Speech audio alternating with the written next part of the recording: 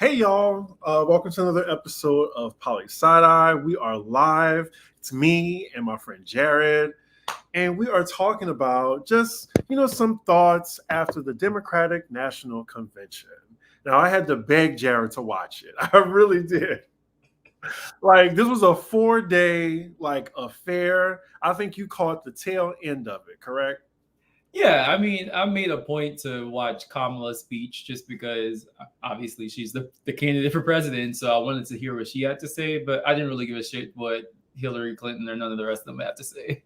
So, I actually enjoyed Hillary Clinton's speech.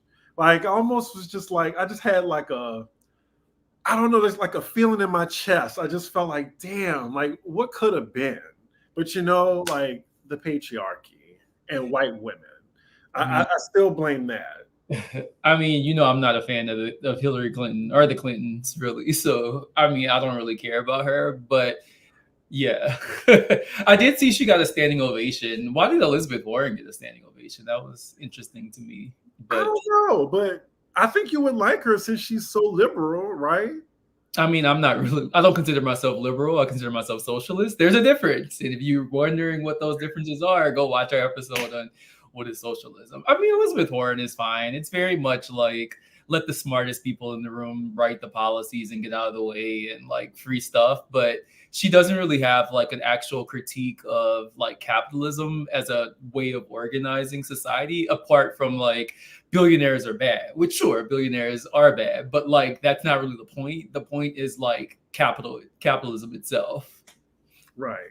And just before we get into the smart stuff, my takeaway from it is I thought Beyonce was going to be performing last night or making an appearance. Like I was doing a live review of Housewives, y'all. If you were there for my live Housewives of Dubai, and I was bored from that episode, but I had the DNC on my right. I was looking at it, and she did not appear. And then her publicist came in like around 9:30 or so to say, well, she's not coming. And I'm like, what? I think it was around 10 o'clock. Yeah, I mean, they were even reporting it because I was watching the NBC broadcast with like Lester Holt and Savannah Guthrie, like, and they were even saying that reports were that Beyonce was going to be performing. So I'm curious who leaked that. So there is like I think, an actual plausible conspiracy theory, which is that there was some like coordination to like leak that to essentially raise viewership for Kamala's speech. I mean, it's like a fun conspiracy. Like, I don't think it's that serious, but it is interesting how that rumor just like spread. I mean, even made its way into like the New York Times. So that was interesting. It's just so stressful being a Beyonce fan. And I'm tired of it these days. Like I'm tired of the surprise, will she or won't she stick? Will she appear or not?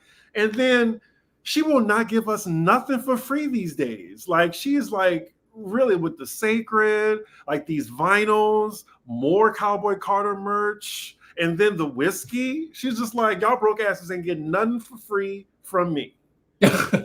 Yeah, Beyonce, the entrepreneur phase of her career is actually really fascinating. I mean, she's always kind of had this like entrepreneurial kind of bent to her persona, but it's taken on a new level since in like the last few years. And so I don't know if her and Jay-Z like F it, we got these kids to feed. Like, I'm trying to leave some generational wealth, so we're just gonna like balls to the wall and just like milk our fans dry. But like, yeah, she's been going super hard recently with that. Yeah, it's just you've been driving home the point of capitalism, like to me, for so many years that I've known you that I just notice things like this now.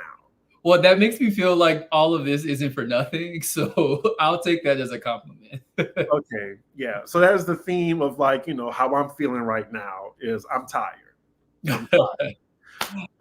But yes, in more important matters, what did you think of Kamala's speech last night? So first, before I give my opinion, I wanted to say thank you to the Recessionista. recessionista. Oh, that's a bit of a tongue twister. Thank you. I appreciate that. I'm still sticking with the hair thing, so we'll see how long I go with it before usually like I grow my hair out and then I'll just get to the barber and I'd be like, F it, like I'm doing the big chop NDRE and just like cut it all off. But we'll see. I'm kind of digging it right now. But thank you. My thoughts on Kamala's speech.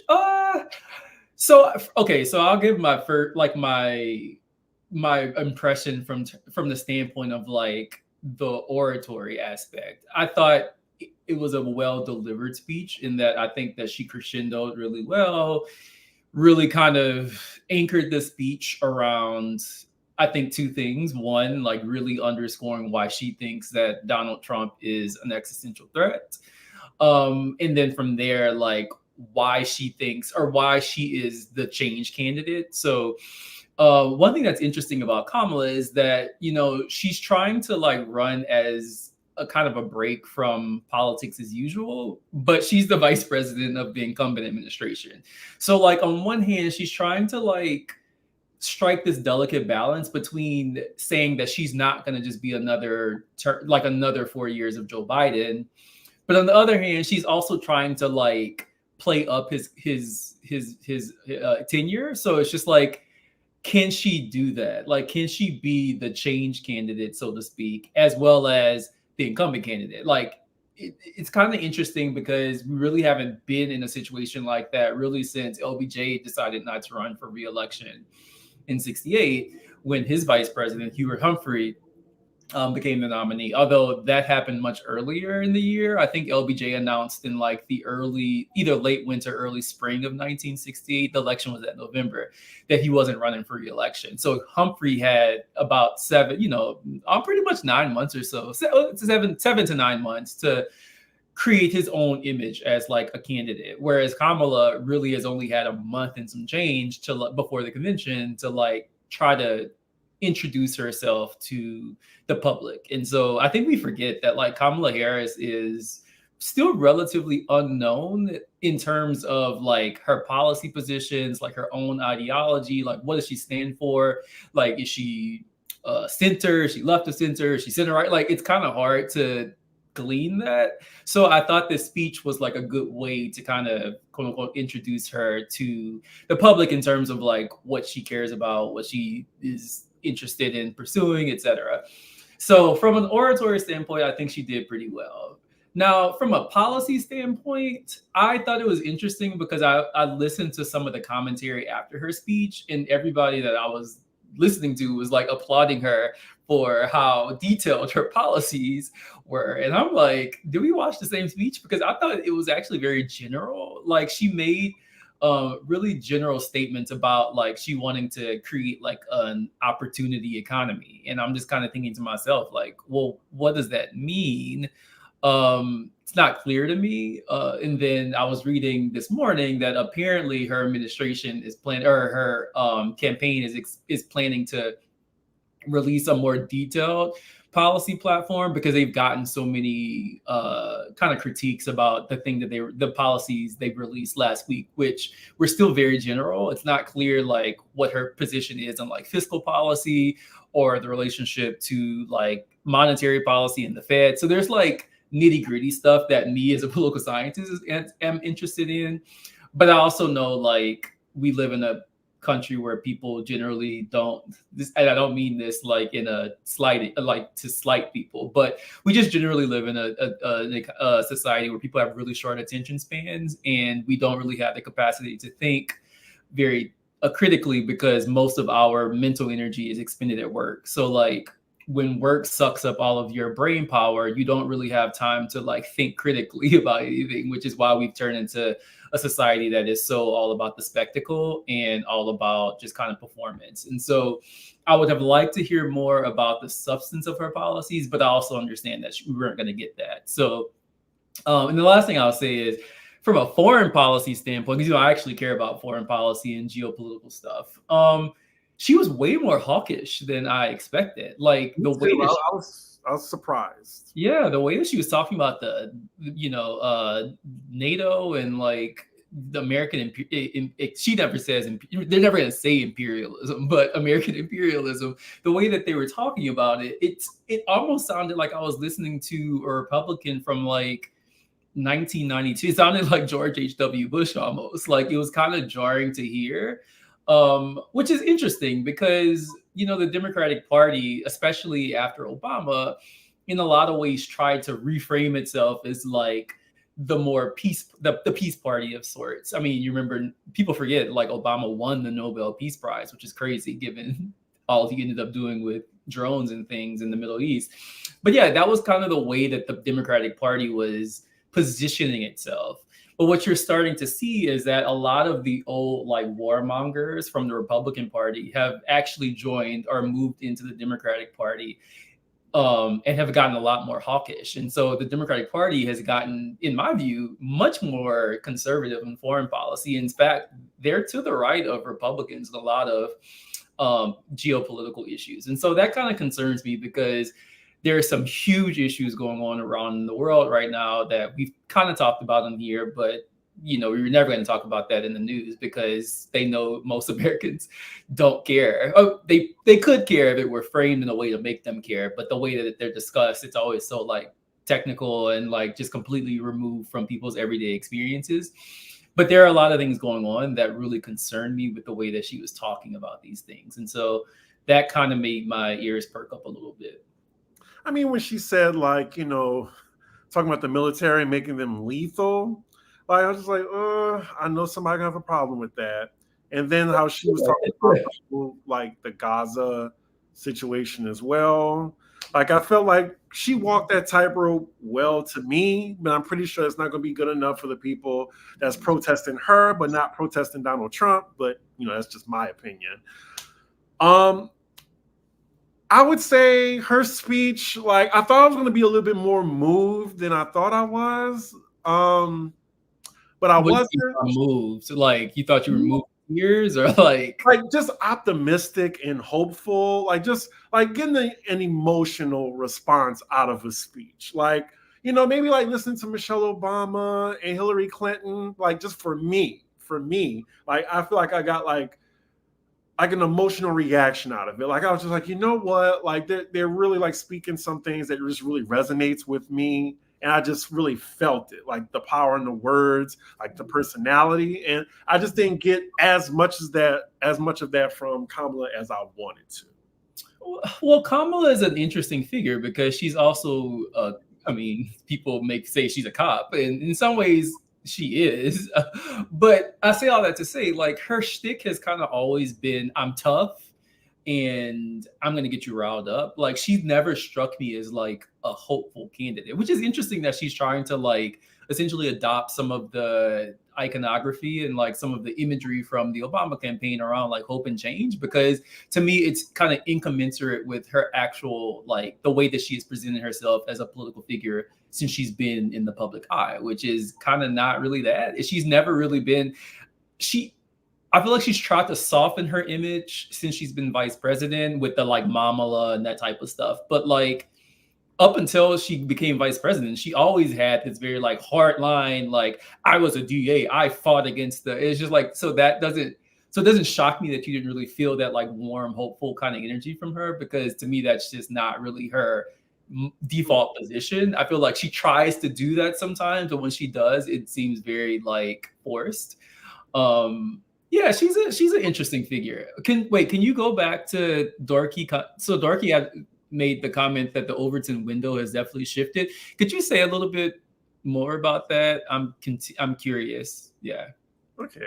So I do have a question to you, because you were just talking about her policies. Like, what 3 things? 'Cause I'm gonna kind of just like move it to like just 3 things. So I'm sure there's a lot of things, but what 3 things do you care about that you want the president to address, or what would really get you to like, just hear their cause or vote? And I do extend this question to the people in the chat too. Like, what are just 3 things that like you care about? Like for me, like I care about the economy, human rights, everything that comes under that umbrella, and then healthcare. Those are 3 things that's important to me. Okay, so those are mine. They're be much more specific again because things I study. So like, I want to know about these things. So let's imagine that I happen to get an interview with Kamala Harris, which would never happen because they would look at my politics and be like, wait, can I curse? Yes. Okay, because they look at my politics and be like, fuck no, like this isn't happening. But the first thing I want to ask her is, what is she going to do with NATO and the BRICS countries? Because right now there's a huge split in the global economy between NATO countries, so pretty much the Western countries, the United States, Western Europe, and Japan, and increasingly China, Russia, Brazil, India, South Africa, like that kind of grouping of countries. And the reason why this is important is because like we have a global economy. So like it matters to Americans what's going on in China because like everything is so like interconnected.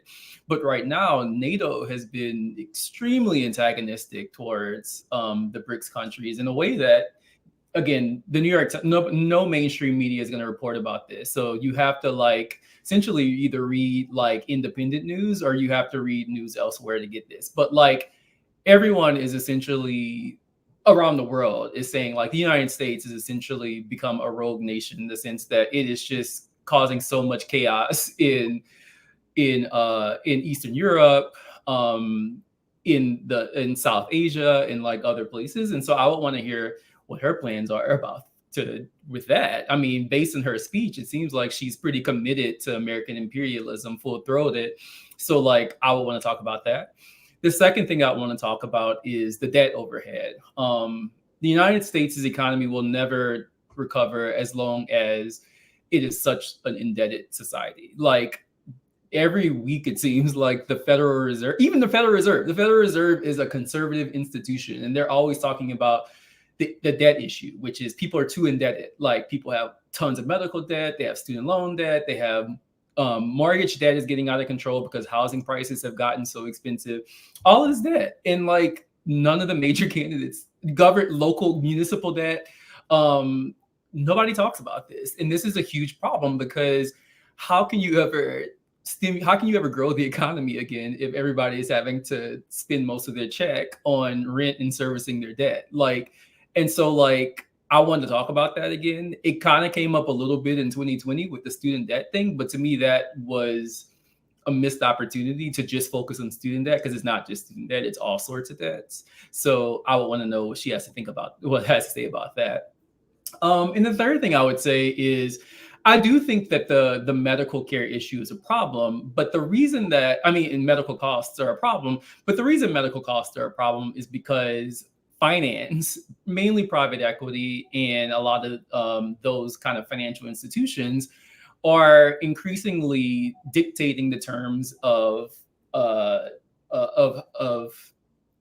American finance, essentially. And so like you see private equity firms increasingly buying hospitals, they're buying nursing homes, they're buying dentist offices. And when that happens, what ends up happening is that no longer, we kind of talked about this when we did the socialism episode, like now everything is all about squeezing as much as you can out of people because you have to, make money out of the venture. And so like, what is she going to do about that? Like you can, as much as she wants to talk about, making healthcare affordable, if she doesn't actually take seriously the role of finance in there's a really good book about this called Killing the Host by this economist Michael Hudson, and what he argues is that the financial sector is essentially just become a leech on the economy. It just sucks all of the wealth out of the economy, and so part of the reason we have like this really like weak low growth economy is because the finance sector just keeps sucking more and more money out of it. And it's not productive. Like it's not producing good paying jobs. It's not helping people to like, raise their standard of living. It's actually impoverishing people. So I want to know what she's going to do about that. But I know she wouldn't really have anything to say about that because two of her economic advisors are from BlackRock, which is the largest private equity firm in the world. So like, yeah, I don't really have much optimism around her particular policies with respect to like inequality, debt, or even geopolitically. So those would be my questions, although I know she wouldn't answer any of them. So well, The thing is, like, you're actually in a swing state, and I'm sure that she's going to be there at some point, like some town hall. Maybe you can. Yeah, but you have to pre-screen your questions. I've tried to go to town halls before, and if I list my question as what is your policy to essentially wrest the reins of power from Wall Street, she's not going to answer that because a lot of her campaign donors are from private equity firms, and so I'm not. I mean, I don't have any. I'm not under the pretense that the Democratic Party is going to do anything good for most people because that's not who their funders are. As I've said before, parties respond to the people who fund their campaigns. I don't fund their campaign, so they're not going to respond to my needs. They're going to respond to the needs of their wealthy donors. And so, like, I don't think of the Democratic Party as like a vehicle for significantly improving people's lives. Sure, you might get something here or there, but to me, that's going to be incidental. Like, it's never going to be the main kind of focus of what they do because, like, that's not who we have. America has the best election or the best campaign system that money can buy. So, like, I don't have the money to like have my voice heard. So, and we don't have a one person, one vote system. So, like, I'm not disappointed because I don't have that expectation. I just feel like you have connections where I'm pretty sure you can be in the same room with Kamala Harris if you really, really wanted to. I'm not going to say it on here, but I feel like you have the connections where I mean, I might be able to get in the room. She's just not going to listen to my question. I don't know. I think you like writing her off. Like, I don't know. Or if she answered it could be some like series of platitudes, a whole bunch of nothing. Yeah, I mean, I don't really care to hear what the Democrats have to say about anything because I know whatever they say is just going to be, a dog and pony show essentially. And it's not even being cynical about it. It's just like they have read the research on how campaign financing work, and I know who they respond to. So, yeah. Well, this is a follow-up to what Dorky was talking about. But I just want to pause right quick. And while we have y'all in the room, please make sure you like the video, participate in the conversation, subscribe to my channel. There's a lot of people, as y'all see on YouTube, doing shows like this now. But yeah, just, make sure you like the video so you can kind of bump us up too, because, I'm still an underdog in these YouTube streets. Anyway, yeah. So yeah, no, Darky is right. There definitely has been a general rightward shift in American politics, really since after, I would say 1950, maybe like the early 70s. I'd say that's really where you start to see this market shift. So it's interesting to see how the parties have developed because the Republican Party used to. What the Democratic Party is now is pretty much the Republican Party of like the 1960s. And so before like the Southern strategy and like the Republican Party taking this hard right turn against like civil rights. So if we remember, it was the Republican Party was the party of civil rights really until the 1960s. And then you have this switch. But in terms of like their fiscal policies and economic policies, the Democrats are essentially the Republican Party of the 1950s and 60s in terms of like their economic policies. They fully embrace capitalism. They're still pretty anti-labor. Like they might, like Joe Biden will try to make it seem like, oh, like I'm the most pro-labor president since like FDR. But that may be true, but that's just that is an artifact of how anti-labor both of the parties became after World War II. So like that's not really anything to like lean on per se. But in terms of, I would say the key difference though is that the Republican Party of the 1950s was actually not hawkish when it came to war. We forget that Dwight Eisenhower, Republican president, in his outgoing address as president, warned against the military-industrial complex, and he said that one of the biggest issues that faced the nation was one of the biggest things that we confronted was allowing ourselves to become captured by essentially a war economy, and the United States has pretty much been at war perpetually, really since most of its history, to be honest. But like especially since, especially post World War II, like we've been all of these different Korea, Vietnam, the Gulf War, Iraq, Afghanistan, all of the the drone bomb in Syria, obviously now Ukraine, like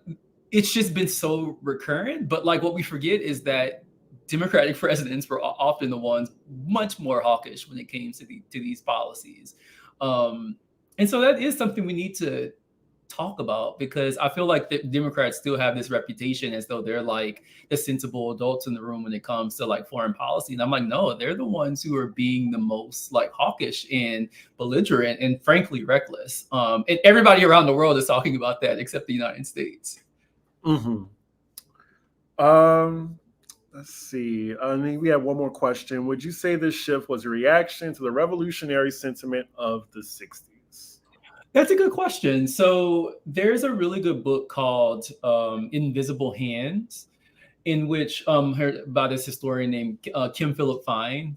And what she argues is that this kind of conservative turn had been percolating really since like right after the Great Depression, because many people, especially on the right, felt as though the United States was socializing too much of its economy. In some respects, it was socializing a lot of aspects of its economy, especially around education, and around extending like greater labor rights and such. But I would say the 1960s period, what it does is it provides a useful scapegoat, because now you could say that you could kind of use racism and sexism, because you remember you have the civil rights movement, but you also have the women's movement, you have the LGBT. So you could use all of these different like kind of demographics. You could use demographic scapegoating to kind of cover up what your true target was, which is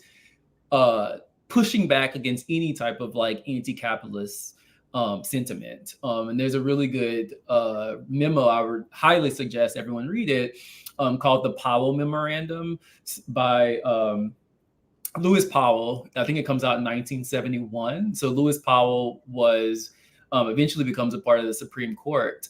And what he wrote in this memo, which was a memo to the U.S. Chamber of Commerce, and you can just Google it. So if you just Google like the Lewis Powell memo, it should pop up with a PDF. But what's in this memo is essentially giving a blueprint for the right about like how you suppress anti-capitalist sentiment. So they viewed it as an attack on the free enterprise system altogether. But kind of baked into that was they believe that trying to intervene in markets to correct for, let's say, racial or gender disparities was anti-capitalist, because you weren't letting the free market and the free enterprise system kind of run its natural course. Of course, it's not natural, but run its natural course. And so they gave a detail or like a bulleted list of things that needed to happen. So they're like, you need to control the universities and get rid of any type of philosophy or like humanities, so people don't know their history. They don't know all of the struggle, labor. You need to get rid of that. You need to control the media and essentially propagandize people to love capitalism. You need to control the churches, so you can kind of, inculcate this like prosperity gospel. So it's kind of a blueprint, if you will, of like how you essentially stamp out anti-capitalist sentiment. And it was then taken by a lot of those conservative think tanks, like the Heritage Foundation and so forth, to actually put in like policy form. Really beginning with the Carter administration. So Carter is really the first president that kind of really introduces this kind of like social conservatism, but then Reagan comes in and just takes what Carter had already started and like runs with it. And so rich people are coordinated and they're organized. It's just people who have to work for a living who can't get it together. So like they come together when they realize that their wealth is at stake, but we just fight over the internet between like Nicki Minaj and all kind of other stupid shit instead of focusing on like the task at hand. But yeah. Gotcha. So I want to take this last 15 minutes that we have to discuss, can Kamala win this election? I was talking to you last night and you kind of knocked the wind out of me because I was so hopeful and optimistic. I was like, there's just a different energy now, and I really feel like she can win. Then I just asked you point blank, if you don't mind me putting you on the spot, I just asked you point blank, do you think she'll win? And you said no. I don't. Right. And I was just like, wow. And then you showed me the polls. And like, before I talk about the polls, this is just one thing that I heard from the DNC. I can't remember if Kamala said it or not, but it was said, let us choose common sense over nonsense. And I'm just like, it's just that simple. Common sense between these two candidates, who is qualified to run the fucking country. Anyway, the polls basically comes down to like what, 7 states, and it looks like of like 5 of them, Trump is still ahead by little margins. But it's scary. It really is. So I'm just wondering, what made you say that you think she is going to lose? Okay, so there's 2 questions here. So the question for this episode was, can she win? You asked me, did I think she was going to win? I definitely think she can win. But so this is why I said that I don't think she will win. It's because if you just look at the way that the electoral map is set up, Trump kind of has built-in advantages. So the United States is so polarized now. Like, there's literally nothing you could just like. Is there anything that could change your mind to vote for Donald Trump? Is there anything that he could say that make you vote for him? You could put a gun to my head, I would still vote for Kamala Harris. Okay, so like half of the country feels that. Well, I would say half the country, because we have to remember 40% of eligible voters don't vote. So you have to take almost half of the eligible people who could vote, take them out of the equation because they don't participate in it at all, because they don't see their lives improving or changing one way or the other. So like pretty much half of the electorate, take them out of the equation because they're not a factor here. So out of that, you have one side, or people like you, who are like, oh, there's literally nothing that Donald Trump could say to make me vote for them because he has an R next to his name and because he's Donald Trump. On the other side of that, there's another half that says, I don't care. There's nothing the Democratic Party could say to like make me vote for their candidate. I don't care if it's a woman, doesn't matter. Like, and so you have half the electorate and you see this after every poll. Like, I saw a poll after the last, or maybe leading up to that first debate where Joe Biden like completely shit the bed. And like the question was like, is there anything that either of the candidates could say to make you change your mind? And like 90% of people was like, nope, I'm just watching for entertainment. So like the map is already locked in. So for the most part, it comes down to like a 2% of people who are like disinterested enough to where they're like, okay, I don't know, I'm going to vote for whoever the last person that says something I like, that's who I'm going to vote for. And so like, I look at it that way. And so I'm like, okay, so based on that, those people are really only decisive in like 8 states at this point, maybe 10 if you're being somewhat generous, but really like 8 states at this point. And of those states, like Donald Trump, or they lean Republican. And so like a state like North Carolina, although you have cities like Raleigh and Charlotte that are growing, it's still a largely rural state, and it's largely a state where as soon as you leave the major metropolitan areas, it gets red really quickly. If you look at a map of any of these swing states, it's like blue around the urban core and then red all over the rest of the state.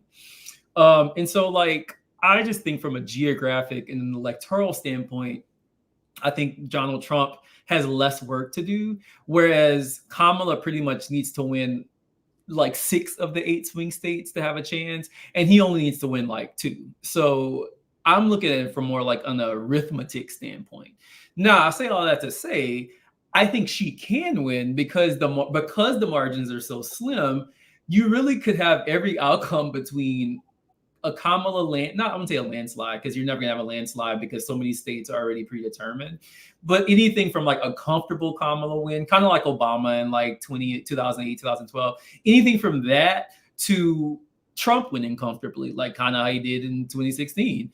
And so, or you could have something like neither one of them meeting the threshold because I don't know, maybe enough people voted for Jill Stein in a couple states so that no person got, a majority of the votes or whatever. And so now the election has to go to the House. Like that could happen too, because the margins are so slim. So like you could have such a vast range of outcomes that are all in a lot of respects plausible. But I think just based on the basic math, I think it favors Trump still. But there's a lot of time. A lot can happen between now and November. So yeah, it's very frustrating that it's even determined by 7 states because the majority should rule. Basically, like the popular vote should be the determining factor. There's no way like a candidate gets the popular vote like Hillary and still loses. And I just want to say, fuck Jill Stein. Fuck that white bitch for fucking up the polls, fucking up the election. I'm sticking to it. Anyway, I'm probably going to risk my monetization for this video. But anyway, yes, fuck her. Okay, so no, I don't, because kind of what I was saying before, like we don't make, okay, so debates may have mattered like 30 years ago when we actually had true independent voters, but everybody's too polarized now. Everybody is too, if you are a hardcore Democrat and have voted Democrat all your life, like you're not going to vote Republican. There's like nothing that could change your mind, and vice versa. Again, unless you're in that like, let's say 2 to 3% of people, and I don't even think independent is the proper term for them. They really are. These are people who are just really disenchanted and don't really feel represented by either of the parties. And so like you have a lot of voters who voted for Obama in 2008 and 2012, and then voted for Trump in 2016, and then voted for Biden in 2020. So like you have voters like that who are just like, I'm just going to vote for the change candidate. Whoever is going to shake shit up, that's who I'm going to vote for. And so like the question always becomes like, okay, how many of those people are there? And like, where are they? And so like, that's kind of hard to know because these are also voters that are, the reason that the polling has gotten so much more inconsistent is because these are also voters that are hard to reach. And so like before, polling has always had issues. It's never been people think of it as a crystal ball, but I always tell people like, it's not a crystal ball. It's not a premonition. It is a statistical manipulation at a given point in time. That is by definition wrong. So just remember that. Now, sometimes it can be less wrong or closer to right, but at the end of the day, it's all statistical models are wrong. So I just wanted to put that on the table. But the reason they've gotten more inconsistent recently is because the very voters I'm talking about are the ones who they typically can't reach. And so they're polling people who are solidly Democratic, solidly Republican, and really kind of guessing on that sliver of the population I keep talking about because they can't really reach them. Like these are people who don't answer their phones because oftentimes these polling agencies come up as spam or like some type of unrecognized number. And so there's a lot of reasons that's why I don't want to say she can't win, because like we're going off of polling, and that is itself, it's not a science. It's a suggestion at best. So, but again, I still think that based on the geography, I think it really not just Kamala. I mean, Trump. It just favors Republicans. I mean, the same thing happened with Bush in 2000. So it's just because it is not even electoral college is a problem, but like the reason the electoral college is becoming more of a problem now is because it's only recently become the case that cities have gotten overwhelmingly blue and rural areas have gotten overwhelmingly red. So like before you had much more even distribution of voters across states. And so like California, for instance, would go back and forth between Republicans and Democrats. I mean, New York voted for Ronald Reagan, I think both times. So like there was a time in which there was back and forth and true competition between the parties, but now people are just so stuck in their ways and so fixed in where they are that yeah, there's no true. What happened? There's no persuasion. Nobody can be persuaded anymore. Right. But when you just like compare Donald Trump and Bush, I mean, I get it, Republicans, but the fact of the matter is it is Donald Trump. Like, he does not know what he's doing. He does not know what he's talking about. And it is crazy to me. Like, even if you do have an R before your name or whatever, or whoever you vote for, like, how can you consciously vote for somebody like that? Like, I get how. I get how. I'm just saying it's just hard to digest that. I mean, the Democrats, they can say the same about the Democrats, because I'm just gonna play devil's advocate for a second, because I literally saw somebody say, I don't care if Joe Biden is in a wheelchair with a diaper, I'm still voting for him. So like, clearly he wasn't compared to Donald Trump. Like, well, one might say, would you rather somebody that at least seems, I mean, they both are senile, but like, it's a question of again, this is the how ridiculous American politics have become. Like, literally, somebody can say with a straight face that they would vote for a candidate for president if he was in a wheelchair and a diaper and didn't know where he was. Like, that's where our politics have gotten. And so I think rather than get into that, I feel like we should take a step back and ask ourselves, okay, how did we get here? How did we get to the point to where we potentially had an election between Donald Trump and Joe Biden? And now we have Donald Trump and Kamala, which, depending where you stand, is only marginally better. How did we get here?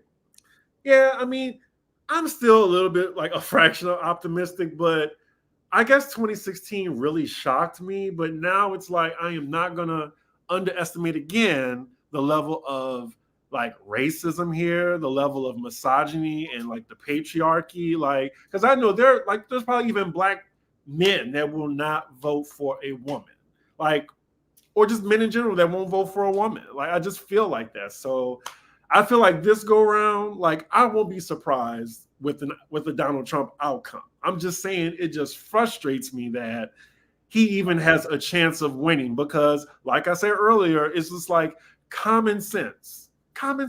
That's all. Well, I mean, no, I'm gonna push back against that, because like, here's the thing. Neither one of the candidates offers any type of like positive vision. And I don't mean positive as in like a hopeful vision, but like, because I read so much historical research, one thing that's so apparent to me is neither one of the parties offers any type of vision of how they want the world to look. Like, neither of them talks about how they want to organize societies. And even as recently as the 60s, they would actually talk about, how we should structure the economy. Now, both parties were in agreement that it should be at least structured through some type of in which like capitalism was the primary way that we did that, but they differed on like what that looked like in terms of like fiscal policy and actual like details about these things. And it was like actual intellectual conversations. Neither one of them do that. And so I don't think it's like as simple as saying like it's so obvious that Kamala should be the choice. I'm like, for some people, I could see why it wouldn't be an obvious choice. And to me, like, if you feel like that's the case, like then as most Democrats do, because Democrats are like, it's so obvious, like between this and that, like how could you not want this? Rather than like blaming it on people, why don't you take a step back and say, oh, maybe it's something about what we're saying or not saying, or something that we're not offering, that maybe that's why people don't really fuck with us, because like, and people aren't stupid. Like, the Democratic Party has done some really I mean, the Republican Party it doesn't even make sense to like talk about what the Republican Party has become, because even calling them a party is a misnomer. But the Democratic Party has done some really heinous things too. Like, we forget that it was the Democratic Party that ended welfare as we know it in the 1990s, which disproportionately affected Black people. They were also the ones leading the charge with mass incarceration. They were also the ones who led the charge for globalization, shipping jobs out of the US. Like, this was the Democratic Party that did that. And now they don't talk about any of those things they did. They just kind of hand wave it and say, oh, oops, our bad. Like, now we know. I'm like, yeah, but you destroyed so many lives. Like, Michigan was a Democratic state. Look what happened in Detroit. And so, like, I just think we should be honest that the Democratic Party isn't some virtuous, like, they have huge issues. And yes, we might say they have fewer issues than the Republican Party, but like, what kind of politics is that where we're just voting for who has the fewer issues? Like, that's such an unimaginative, cynical form of politics. And I honestly think if there were a candidate that offered something that wasn't just cut from this cloth, just overt cynicism, and like actually offered like some type of positive vision of the world, they would destroy both of the parties, which is why neither one of the parties wants people to hear anything other than what they're hearing, because they know that. And so I just think we need to be a little bit more charitable when it comes to people's disenchantment with the whole process. Yeah, I'm just saying, like, with both parties, like, I'm not defending the Democrats. I'm just saying, like, because I remember we had this conversation where, like, you put it really simple for me. It's just like the Democrats, they have to be busy pleasing everybody who isn't white, rich, or conservative. That's who they, like, appeal to.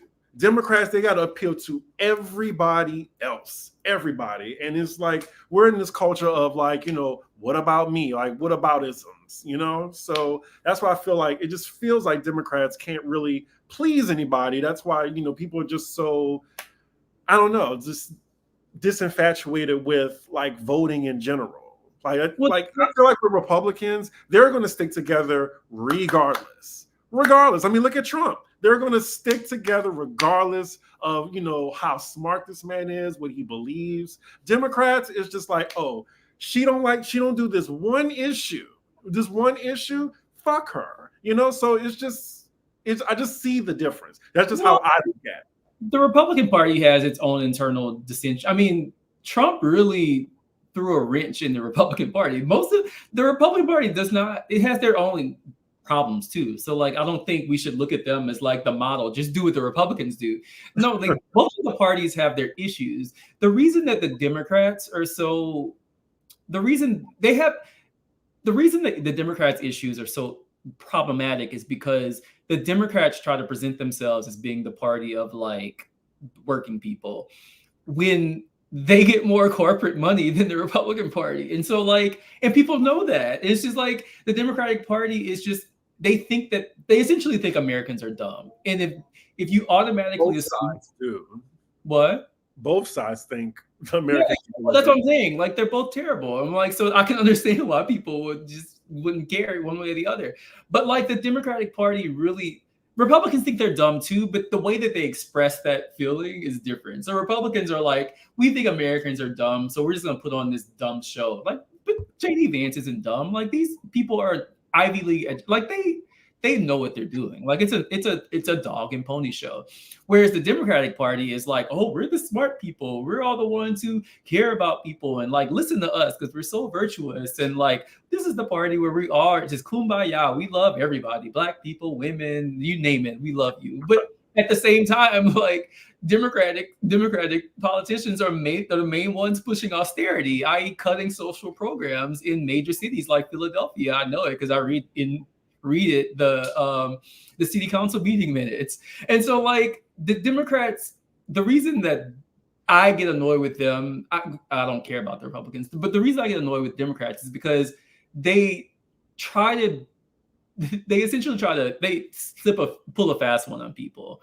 And that's the thing I don't like. It's just like, you don't actually care about working people, and just say that, because we know it. Like, most people know it. Aside from the people who live in major cities, everybody knows it. Everybody knows that the Democratic Party doesn't give a shit about working people. They know the Republican Party doesn't give a shit about working people either, but the Republican Party don't act like they do.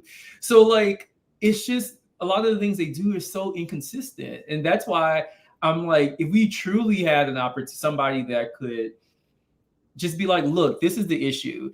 Capitalism is disintegrating, and like, it's taking everybody down with it unless you're rich. And so like, if you don't want to go down with it, you really need to listen to an alternative. And you're not going to get this from either one of them, not because they're mean, not because they're awful people, but because they respond to the people who fund their campaigns. And so if enough people recognize that, I actually think there could be some like political sea change. But like, it's just hard for that to be discussed, because where are people going to talk about this? Like, you're not going to hear this on the news. You're not going to hear this on MSNBC. You're not going to hear it from the Democratic Party or the Republican Party.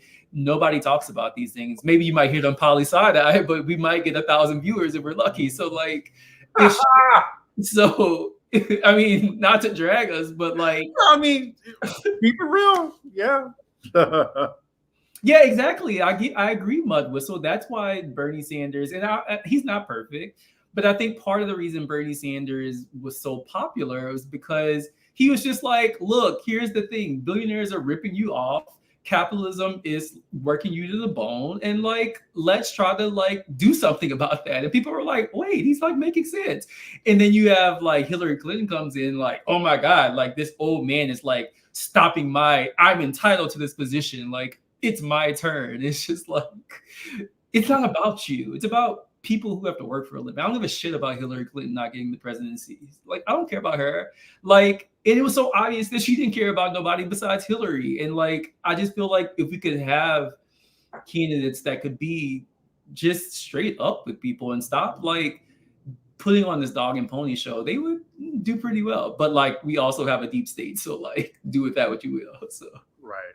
I think if you even get the most purest candidate, like it's just not going to work in this.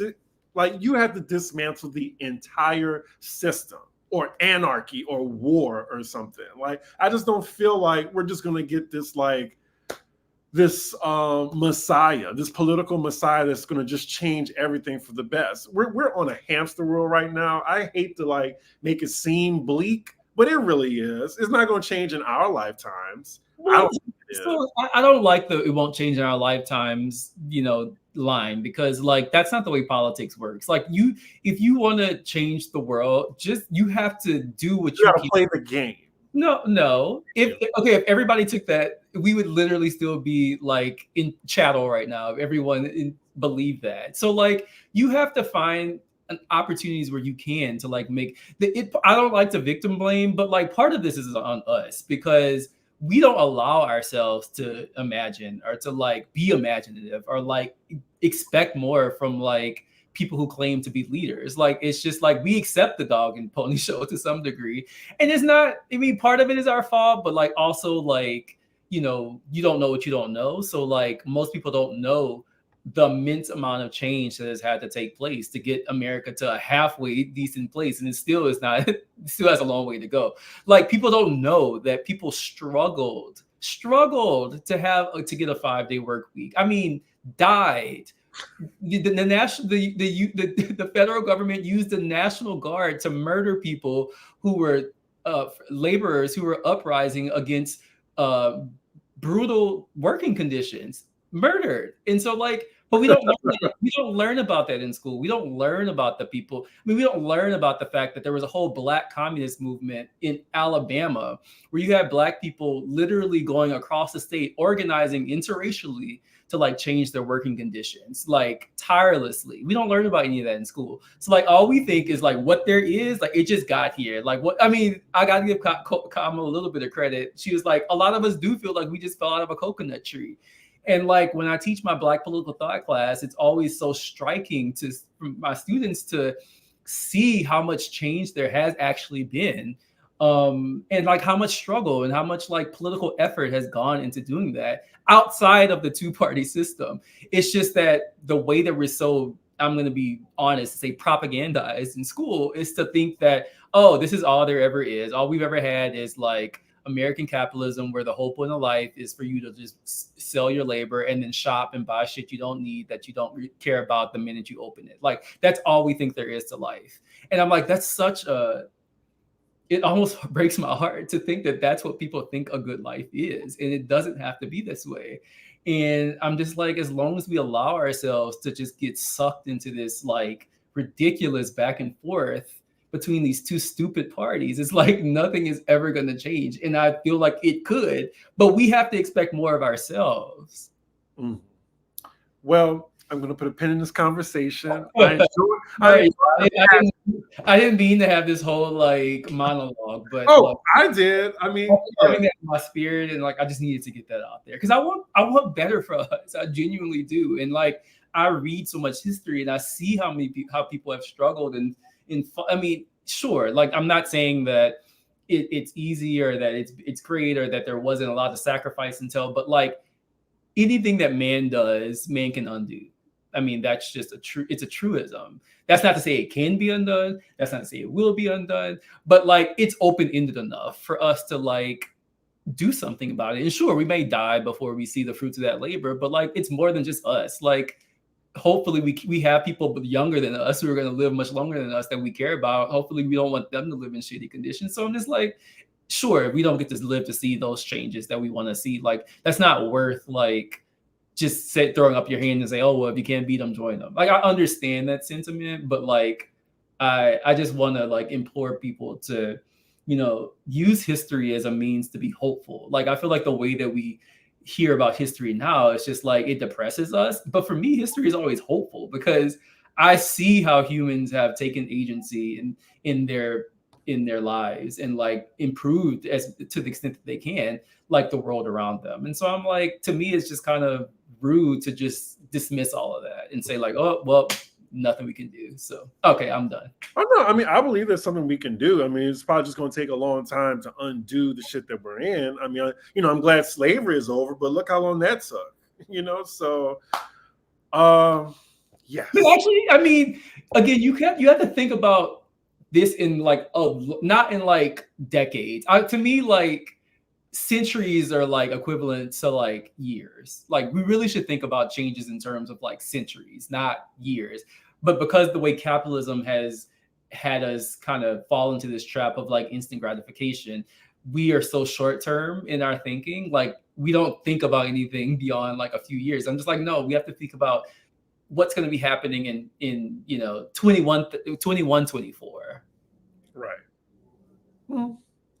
Well, y'all, if y'all have any further questions, because I know we can't get to all of them because we can go into another 30 minutes, but I have to go, unfortunately. Oh, sorry, y'all. Oh no, it's fine. But Jared will still be, in the chat if you have any questions for him. Do you have a book recommendation or anything? I have your article already pinned in the description.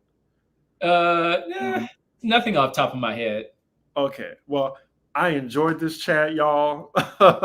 We had like a really good audience today. I appreciate that. And thank you, Jared, for always bringing your insight and, your knowledge. Really appreciate it. I'm sure we'll see y'all like after the first presidential debate. I mean, that's probably going to be in 2 weeks. So, yeah. Yeah, we can do a debate debrief. Mm-hmm. So, where can they follow you, Jared? You can find me on Twitter or Instagram, JAYC Tiger Fan. Great.